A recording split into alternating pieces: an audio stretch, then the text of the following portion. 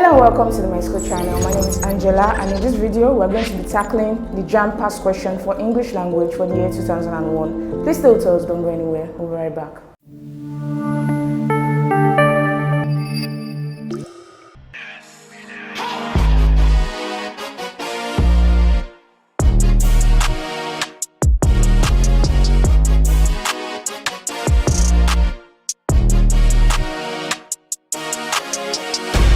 Welcome back to the Myschool channel. In this video, we're going to be focusing on questions 75 to 99. So questions 75 to 79 comes with a comprehension passage. So I advise you to go down to the link in the description below. This takes you to the Myschool website where you can access the comprehension passage, or you can pause the video as soon as the comprehension passage is displayed on your screen. Please do not forget that the aim of the comprehension passage is to read, to understand, to pinpoint the main ideas, and then get back to the questions.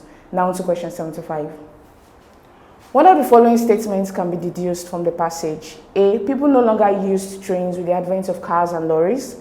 B. Significant improvements occurred in road transport since the advent of cars, lorries, and motorcycles. C. Human society was static without the express speed of cars and motorcycles. And D. Society would be better without the chaotic volume and speed of motor cars, lorries, and motorcycles. So the answer to this question is option B. Significant improvements occurred in road transport since the advent of cars, lorries, and motorcycles.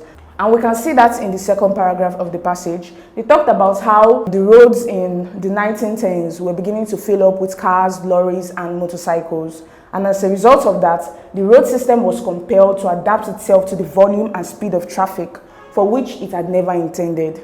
So some of these road improvements include the fact that the dustiness and greasiness of the highways were lessened by tar spraying, and also the fact that they had to widen and straighten the roads and get rid of blind corners and every steep gradient. So these were the improvements that occurred as a result of the fact that there were cars, lorries, and motorcycles now going through the roads during that time. So it cannot be option A, because the passage doesn't expressly state that people no longer use trains with the advent of cars and lorries. People were still using trains. Trains were still a means of transportation then. So the passage did not state that, so that can't be the answer. It can't be option C either, because human society wasn't static without the express speed of cars and motorcycles. There were still carriages, horses and carriages still carrying people along before the advent of cars and motorcycles. So human society wasn't static.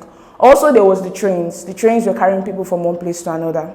And it can't be option D either, because nothing in the passage states that society would be better without the chaotic volumes and speed of motor cars, lorries, and motorcycles. In fact, the writer is of the opinion that as a result of motor cars, lorries, and motorcycles, that there have been improvements in the society. It doesn't state that society would be better without those sounds of these different vehicles. So option B, significant improvements occurred in road transport since the advent of cars, lorries, and motorcycles, is the answer to this question. Question 76. From the passage, it is obvious the A, motor cars were mere luxuries which many people tried desperately to acquire. B, the motor car was invented before the express trains. C, the train was the fastest means of transport before the motor car and the lorry. And D, the motor car and the lorry came to displace the train traffic. The answer to this question is option C. The train was the fastest means of transport before the motor car and the lorry. And we can see that in the second paragraph of the passage. It states, the roads which had gone to sleep since the coming of the railway now awoke to feverish activity. Cars and motorcycles dashed along them at speeds which rivaled those of the express trains, and the lorry began to appear. So the fact that before the express trains, there were no means of transportation that rivaled those of the express trains. But when the motor cars, the lorries, and the motorcycles began to appear, they began to rival the speed of the express train. So that is the thoughts of the speaker. So it means that the train was the fastest means of transport before the motor car and the lorry was invented, as well as the motorcycle. It cannot be option A, because option A states motor cars were mere luxuries which many people tried desperately to acquire. Although in the first paragraph it states that the motor car was an impossible luxury for the middle class, it doesn't state that the middle class were desperately trying to acquire these motor cars. So option A can't be the answer. It can't be option B either, because it states that the motor car was invented before the express trains, and that is clearly not true from the context of the passage. Then it can't be option D, because it states that the motor car and the lorry came to displace the train traffic. There is nothing in the passage that suggests that the motor car and the lorry displaced the traffic of the train. Nothing in the passage suggests that. So option C is the answer to this question. Question 77. The writer seems to suggest that A, the roads that existed were dormant, B, coachmen and grooms were not mechanically minded, C, there were no roads before the advent of cars and motorcycles, and so people had to be mechanically minded, and D, the volume and speed of traffic on the roads increased with the advent of cars, motorcycles, and lorries. The answer to this question is option D. The volume and speed of traffic on the roads increased with the advent of cars, motorcycles, and lorries. And we can see that again in the second paragraph of the passage. The roads, which had gone to sleep since the coming of the railway, now awoke to feverish activity. Since the coming of the train, the railway, people were now beginning to use the trains. But now, with the coming of these cars, motorcycles, and lorries, the roads were reawakened, right, to feverish activity. So the fact that they said awoke to feverish activity means that before the advent of these vehicles, the roads were asleep. They were not being used by the people within that community. So that makes option D, the volume and speed of traffic on the roads increased with the advent of cars, motorcycles, and lorries. Question 78. The writer uses the expression unless mechanically minded to refer to A, coachmen and grooms adaptable to the new technology, B, coachmen and grooms who chose to become mechanics, C, town authorities laying down tram lines, and D, those amenable to change and developments. So the answer to this question is option A, coachman and grooms adaptable to the new technology. And we can see that in the end of the first paragraph. Already the dignified carriages and smart pony traps were beginning to disappear from the roads, and coachmen and grooms, unless mechanically minded, were finding it more difficult to make a living. So from this, they are talking about how coachmen and grooms, unless they are mechanically minded, that means they are adaptable to the new technology, the new things that are being invented in society, they would begin to find it more difficult to make a living. So it can be option B, coachmen and grooms who choose to become mechanics. There is no part of the passage that suggests that they choose to become mechanics, right? They talked about how they choose to become mechanically minded. That means they are adaptable to new things, right? They are mindful of new mechanical inventions within the society. It's not that they choose to become mechanics. Being a mechanic and being mechanically minded, they do not mean the same thing. So option A, coachmen and grooms adaptable to the new technology is the answer to this question. Question 79. The statement, by 1910, the motor car was plainly conquering the highway, means that A, by 1910, many people knew how to drive motor cars. B, the motor car was invented in 1910. C, highway codes for motor cars came into effect by 1910. And D, by 1910, motor cars became a common sight on the highways. The answer to this question is option D. By 1910, motor cars became a common sight on the highways. And we can see that that was the first sentence in the passage. By 1910, the motor car was plainly conquering the highway. It means that they were becoming a common sight on the highway. So this is what it means, because when you look at the rest of the passage, it is talking about how there were a lot of motor cars on the highway, and then the highway had to be adapted in order to ensure that the motor cars are allowed to move freely without any interruption on the highway. So that suggests that they are talking about how they are beginning to become a common sight on the highway. It is not option A, the fact that many people knew how to drive motor cars. There is nothing in the passage that suggests that the fact that they were plainly conquering the highway translates to the fact that they knew how to drive motor cars, that many people knew how to drive motor cars, right? They do not mean the same thing. Conquering the highway means that they are becoming a common sight. You see motor cars a lot on the highway. It doesn't mean that many people are now learning how to drive cars. So option D, by 1910, motor cars became a common sight on the highways is the answer to this question. Question 80 to 89 comes with a language register passage. So once again, I will advise you to go down to the link in the description below. This takes you to my school website where you can access the language register passage, or you can pause the video as soon as the language register passage is displayed on your screen. Please do not forget that the aim of the language register passage is also to read, to understand, to pinpoint the main ideas, and then get back to the questions. Now on to question 80. In the question number 6 above, choose the best option from the letters A to D that best completes the gap. Option A, records, B, events, C, odds, and D, mistakes. So in order to be able to fill in the gap, we have to look at the context in which the word that's supposed to fill in that gap should be used. So before any detailed analysis begins, the first thing to do with the data is to check through the field record book and any questionnaires for any dash, inconsistencies, and incompleteness. So here, the triples that is used in this case They're talking about things that are out of the normal range, things that are not correct. So they made use of inconsistencies and incompleteness. So you're looking for something that has a negative connotation. So it has to be option D, mistakes. So option D, mistakes, should fill in that gap. It can't be odds, because odds doesn't have to do with inconsistencies, incompleteness, right? Odds, you make use of odds when you're talking about the odds of something happening, right? It doesn't refer to mistakes, things that are not supposed to be in a particular data. So option D, mistakes, is the answer to this question.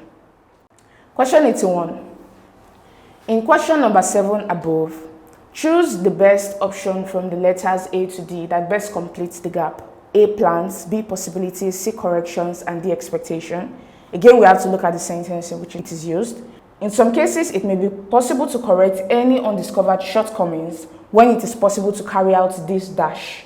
They are talking about the mistakes that they talked about in the sentence earlier. The mistakes, the inconsistencies, and the incompleteness, and how it is possible to correct any of them, to correct any of those errors, those shortcomings. So the shortcomings here are referring to the mistakes, inconsistencies, and incompleteness in the other sentence. So it says now that in some cases, it may be possible to correct any discovered shortcomings when it is possible to carry out these corrections. It has to be corrections because they are talking about correcting an error, correcting the mistakes, the inconsistencies, the incompleteness. So option C, corrections, should fill in this gap. Question 82. In the question number 8 below, choose the best option from the letters A to D that best completes the gap. A, experiments, B, data, C, conclusion, and D, questionnaires. So the answer to this question is option A, experiments. Again, we have to look at the way it is used in the passage. So in most scientific dash, such revisits are clearly impossible. So they are talking about something that has to do with science. So when it comes to science, the kind of research that is done is an experiment where they create an hypothesis, then they test the hypothesis and then come up with a conclusion. That's how an experiment takes place. Since scientific is the word that comes before the gap, it has to be experiments because that is the method of conducting research in the scientific field. So option A, experiments, is the answer to this question. Question 83. In question number 9 below, choose the best option from the letters A to D that best completes the gap. A, conducted, B, experimented, C, classified, and D, precoded. The answer to this question is option A, conducted, and again we need to look at the way it is used in the sentence. This is true of many surveys too. A road traffic dash to find out the amount and frequency of daily traffic between two towns cannot be expected to be dash. So here they are talking about a research that was carried out, a road traffic survey. So the process of carrying out something is the conduction of that thing, right? You conduct an experiment, you conduct a survey. So it should be conducted, that should fill in that gap, not experimented, classified, or precoded. They are talking about the process of carrying out that road traffic survey. So option A, conducted, is the answer to this question. Question 84. In question number 10 below, choose the best option from the letters A to D that best completes the gap. A, reproducible, B, undertaken, C, observed, and D, produced. The answer to this question is option A, reproducible. Again, we have to look at the sentence in which it is used. So here it states that this is true of many surveys too. A road traffic survey conducted to find out the amount and frequency of daily traffic between two towns cannot be expected to be dash. There is no way of going back to check whether the number of vehicles reported for any particular hour is correct or not. So here we can see how they are talking about there is no way to check whether the number of vehicles reported for any particular hour is corrected or not. That means they are talking about how you can reproduce that same data under the same conditions. So under research, scientific experiments, any type of research, you have to be able to reproduce that data by creating exactly the same experiments under the same condition to ensure that there is consistency of results for each of these experiments that you undertake. That means you have to do the same research over and over again under the same condition to ensure that you produce a consistent result. So that allows you to come up with a conclusion that certain things happen in a particular way. So here they are trying to find out whether the conclusions from the research is actually true. And so it has to be reproducible. But since it can't be reproducible, it is impossible for this road traffic survey to stand. So that's what they are trying to express here. It has to be reproducible. Option A, reproducible, is the best option to fill in that gap. Question 85. In question number 11 below, choose the best option from the letters A to D that best completes the gap. Option A, methods, B, responses, C, errors, and D, conclusions. So the answer to this question is option B, responses. Again, we have to look at the way it is used in the sentence. So it states, with open-ended questions, the dash have to be classified into a relatively small number of groups. So they are talking about what comes after an open-ended question. So when you give out an open-ended question, you're expecting responses in return. So it should be responses that should fill in that gap. With open-ended questions, the responses have to be classified into a relatively small number of groups. So this is the processes involved in taking a survey. You have to start with taking the survey and then giving out open-ended questions and expecting responses from the people surveyed. And then after that, you have to classify them into a relatively small number of groups. So option B, responses, is the answer to this question. Do you know you can take practice questions with our simulated JAMB CBT past question? All you need to do is to go down to the link in the description below. This takes you to the Myschool website where you can download the Myschool mobile app for your Android devices and the Myschool software for your laptops and computers. Please go ahead and start practicing. Now to question 86. In the question number 12 below, choose the best option from the letters A to D that best completes the gap. A, recording, B, recording, C, encoding, and D, coding. So the answer to this question is option D, coding. Again, we have to look at the way it is used in the sentence. So the process of classifying answers and of sometimes identifying them by number and letter is called dash. So when it comes to scientific research, conducting surveys, the process of classifying and organizing answers or responses to open-ended questions is called coding. So you code those answers by identifying them with number and letter. So option D, coding, is the answer to this question. I believe you're enjoying this content. If yes, please do not forget to hit the like button, click on the subscribe button, and lastly, tap on the notification bell to get informed as soon as we release next videos. Question 87.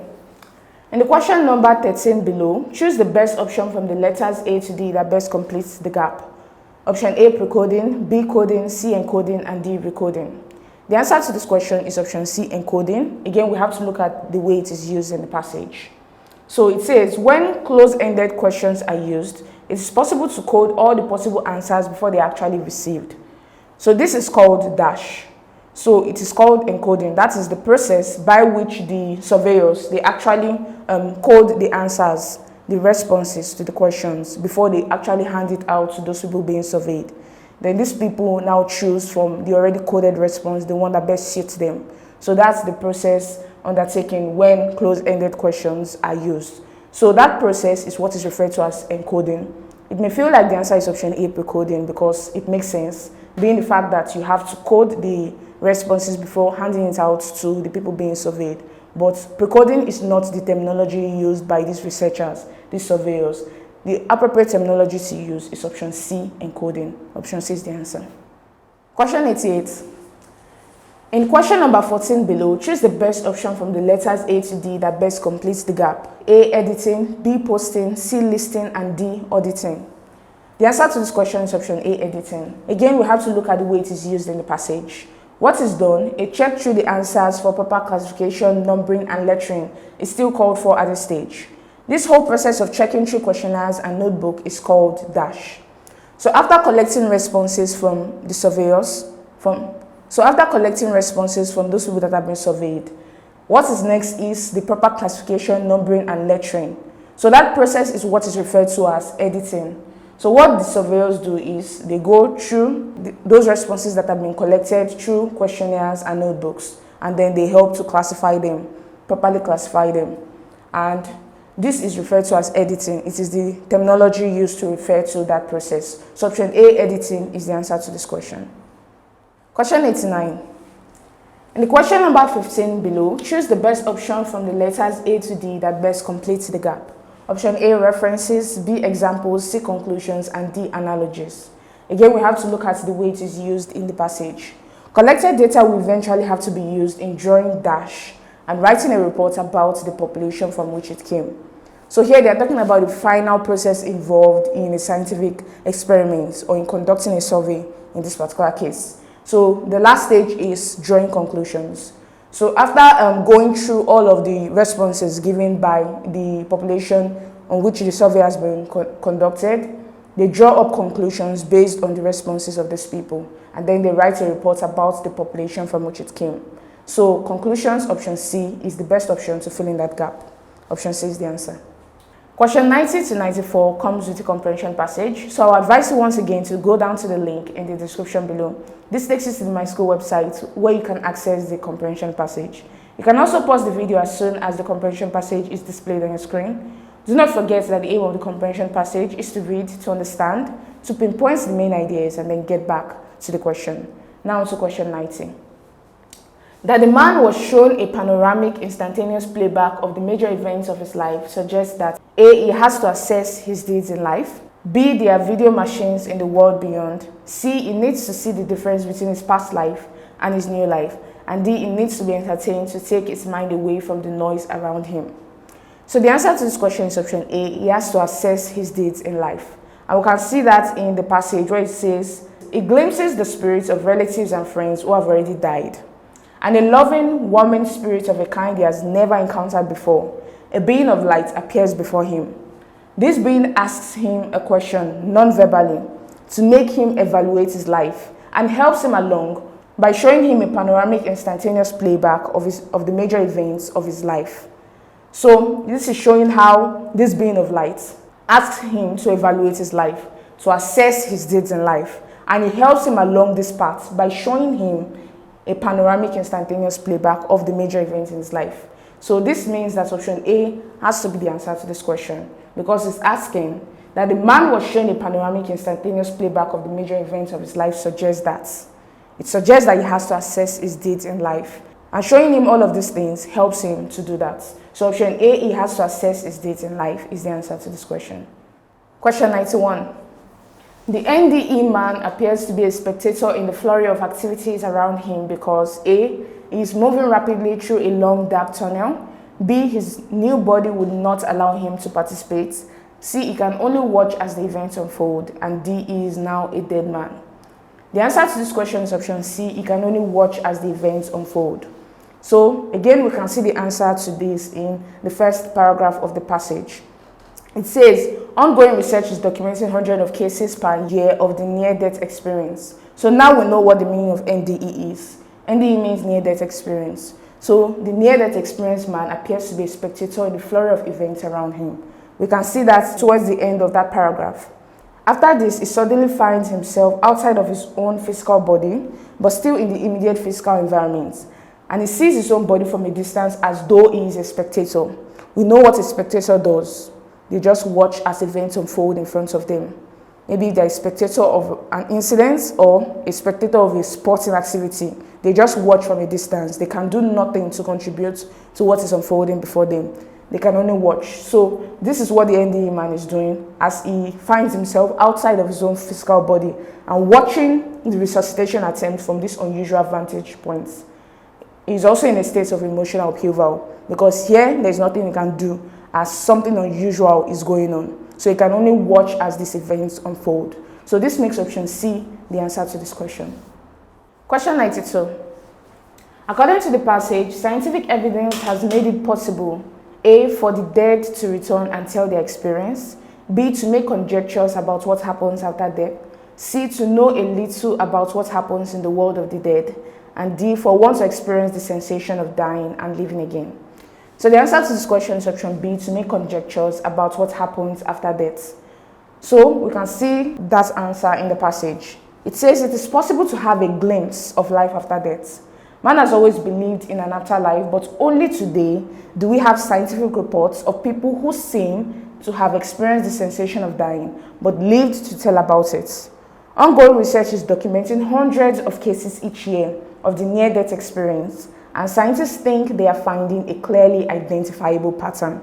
So here, it shows that scientists are finding a clearly identifiable pattern of what happens just after death, of what happens after death. And this is done by listening to the tales of people who seem to have experienced that sensation of dying, but have lived to tell the tale of their experiences. So all of this suggests that what the scientists can do is just to make conjectures about what happens after death. Conjectures means assumptions, hypotheses about what happens after death. It has not been scientifically proven yet. So they do not know what happens after death. They only have conjectures, assumptions about it. So the use of a clearly identifiable pattern suggests that they're finding patterns about what happens after death. They do not know the truth about it. So that's what makes option B, to make conjectures about what happens after death, the answer to this question. Question 93. A suitable title for the passage is A glimpse into the world of the dead, B, the sensation of death and the afterlife, C, research into the lives of the dead, and D, visions of an afterlife. The answer to this question is option B, the sensation of death and the afterlife. The reason this is a suitable title for this passage is the fact that the passage is talking about things from the perspective of someone who has had a near-death experience, who has had the sensation of death and the afterlife and has come back to tell the tale. So here you are talking about the story from the perspective of someone. So it can't be a glimpse into the world of the dead because you are not telling the truth of the matter. You are telling it from the perspective of someone. It is still conjecture that after death, there are some experiences that go on. We do not know whether that is actually the truth, but it is still a conjecture, it still has an assumption. So it is impossible to name this passage a glimpse into the world of the dead because the passage doesn't expressly state that this is actually what happens when someone dies. So it can't also be research into the lives of the dead because again, they are talking about this story from the perspective of someone who may have experienced a near-death experience. So it is not research into the lives of the dead. We do not know what happens after death. We can only make assumptions about it. It can't also be visions of an afterlife because again, we can't know what happens afterwards. We can only make assumptions based on what people tell us about it. So the best title for this passage is the sensation of death and the afterlife. Option B is the answer to this question. Question 94. The expression "as it reaches the point of greatest physical distress" as used in the passage means when A, the man's system finally collapses, B, his condition seems to get worse, C, his doctor is ready to pronounce him dead, and D, the sick man finally stops breathing. The answer to this question is option A, the man's system finally collapses. So they are talking about when this NDE man reaches the point of greatest physical distress. The fact that they made use of the superlative adjective greatest suggests that there is nothing worse than the condition he is in. So it has to be option A, the man's system finally collapses. That's the worst thing that can happen in terms of physical health. So he's in the greatest physical distress when his system finally collapses. It can't be option B because it says his condition seems to get worse. Worse is a comparative adjective. That means there is something worse than the condition he is in. So option B can't be the answer. Option C says his doctor is ready to pronounce him dead. That came after he has reached the point of greatest physical distress. He hears himself pronounced dead by his doctor. So they have nothing to do with each other. One thing comes after the other. One thing comes after the other. So it can't be option C. Option D, the sick man finally stops breathing, cannot be the answer to this question because he has not finally stopped breathing yet. Because we understand that he was in a near-death experience. So he has not finally stopped breathing. So it is until he finally stops breathing that we know that he's actually dead. So here, there is nothing that states that he actually dies, right? He's still alive, but he's in a near-death experience. So option A, the man's system finally collapses, is the answer to this question. Do you have a question? Please feel free to ask your question by going down to the link in the description below. This takes you to the Myschool website where you can ask your question and a solution will be provided to you within a short period of time. Now questions 95 to 99 comes with a comprehension passage. So I advise you once again to go down to the link in the description below. This takes you to the Myschool website where you can access the comprehension passage. You can also pause the video as soon as the passage is displayed on your screen. Please do not forget that's the aim of the comprehension passage, is to read, to understand, to pinpoint the main ideas and then get back to the questions. Now to question 95. The word "those" as used in the passage refers to A, forms of orthography and phonology, B, patterns of an indigenous language, C, foreign languages, D, indigenous languages. The answer to this question is option B, patterns of an indigenous language. And again, we have to look for where "those" is used in the passage. So "those" is used twice in the passage. So it's used first in the sentence. In the process of learning a foreign language, It is normal to transfer the patterns of an indigenous language to those of a foreign language. We'll see those again in this next sentence. With time, however, those of form and most of orthography and phonology gradually get eliminated. So here we have to look at what those is referring to in the sentence. So those is referring to something that comes before. It is a demonstrative pronoun that is used to refer back to something else in that sentence. So those is referring to the patterns. So when you read the sentence again, in the process of learning a foreign language, it is normal to transfer the patterns of an indigenous language to the patterns of a foreign language. That makes sense. So those is referring to the patterns. Again, when you put the patterns here again, with time, however, the patterns of form and most of orthography and phonology gradually get eliminated. It still makes sense. So those is referring to the patterns. But since the patterns is not in the option, the best answer to this question is patterns of an indigenous language. Although it's not an exact answer, it is the best answer to this question. Option B is the answer. Do you have a better explanation or solution to any of these questions? If you do, go down to the comment section below, indicate the question number and the solution you'd like to share. Question 96. Phonetic patterns allow for intelligibility tolerance because A, they are involved and difficult to avoid. B, they involve muscular patterns which later crystallize. C, they give rise to the phenomenon of accent, which is easy to tolerate. And D, transference is both difficult to avoid and easy to tolerate. So the answer to this question is option D. Transference is both difficult to avoid and easy to tolerate. And then again, we can see that in the passage. It says, besides, phonetic patterns do not impair intelligibility much. Hence, the transference of phonetic habits from one language to another is both easier to tolerate and more difficult to avoid than transference at the lexicogrammatical level. So they are talking about how certain phonetic patterns allows for intelligibility tolerance. You can tolerate other accents of a particular language and you can understand it because we understand that it is difficult to avoid, because as they said earlier in the passage, they talked about how our musculature in our mouths are usually set in their ways after learning a particular language. And so when you are using it in another language, it's difficult to avoid using the accents of your first language on the language you are learning. And so people understand that. They understand that there is a lot of transference from our first language onto a new language you are learning. And so they know that it is difficult to avoid. But they also know that it is easy to tolerate because they can still understand each other even when they are using a different accent to speak that language. So it is easier to tolerate than the transference at the lexicogrammatical level. So the one at the lexicogrammatical level is much worse than the phonetic patterns at the phonetic level. So option D, transference is both difficult to avoid and easy to tolerate is the answer to this question. Question 97. According to the passage, A lingua franca is the consequence of a standard dialect. B, a foreign language produces the transference of the correct patterns of dialect features. C, mutual intelligibility is the consequence of the pressure of communication. And D, speech organs are shaped by indigenous languages. So the answer to this question is option C, mutual intelligibility is the consequence of the pressure of communication. So we can see that in this last sentence in the paragraph. In order to ensure mutual intelligibility resulting from the pressure of communication, that already shows that mutual intelligibility is a consequence from the pressure of communication.